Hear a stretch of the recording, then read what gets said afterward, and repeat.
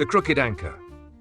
Tucked between rolling green hills and winding hedgerows of the Devonshire countryside, miles from the sea and perhaps even reality, sat the Crooked Anchor, a pub so peculiarly placed that most assumed it had gotten lost on its way to the coast and simply given up. Its sign hung at a permanent slant above a door that stuck in summer and moaned in winter, and no one in the village of Lower Taddlecombe could quite recall a time it wasn't there. Inside, it always smelled of wood smoke, musty carpet, and something indefinably fungal. An enormous fireplace dominated one wall, filled with logs that never quite caught and ash that never fully cooled. It was a cosy place if you liked being slightly confused and vaguely damp. Behind the bar stood David, the landlord and eternal optimist. He had the kind of smile usually reserved for motivational posters and weather presenters, and he never quite noticed when things went wrong, which was often. "Morning, Brian," he called brightly one wet afternoon, despite it being clearly past 5. Brian, hunched over the bar with his ever-crumpled Devon Chronicle, responded with a grunt. His pint was, as ever, exactly half finished. No more, no less. He had long ago decided that life was too short for full pints and too long for sobriety.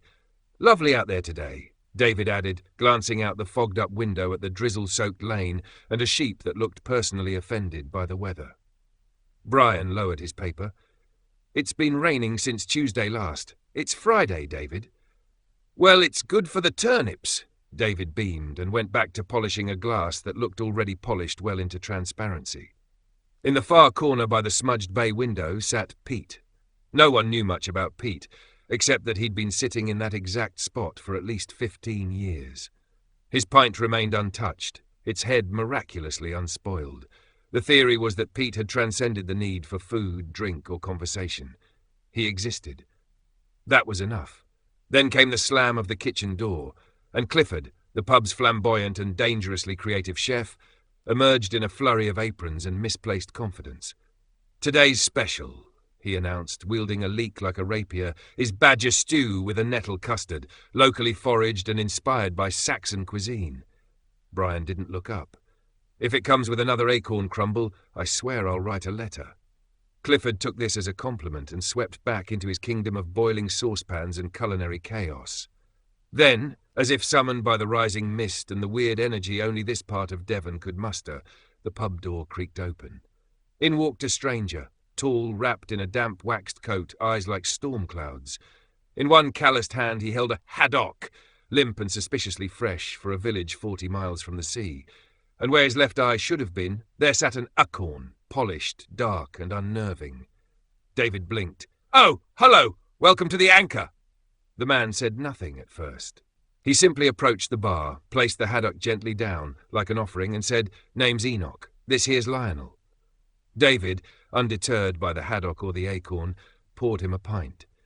"Well, you're both very welcome. Bit far from the coast, aren't you?" Enoch reached into his coat pocket, rummaged a bit and pulled out a live shrimp, which he promptly ate whole, chewing like it was a peanut. Brian closed his paper. "Right, either I've gone mad or the haddock has." David laughed nervously. "He's a character, eh? Always nice to see new faces." Enoch accepted the pint, tipped it toward Pete, who might have blinked, and took a long drink. "What brings you to Lower Taddlecombe?" David asked cheerfully. "Followed a dream," Enoch replied, setting down the glass. "It told me the land here used to be sea. Said I'd find answers, or maybe a pint." "Well, you found the best one in the village," David said, grinning. "It's the only one in the village." And Brian muttered. From the kitchen, Clifford's voice rang out again. "The squirrel kidneys are reduced and ready for plating." David didn't flinch. Enoch simply nodded like that made perfect sense. The fire crackled, the wind moaned outside. Pete didn't move, and somewhere in the strange folds of the Devon countryside, the Crooked Anchor welcomed another oddity into its quiet chaos.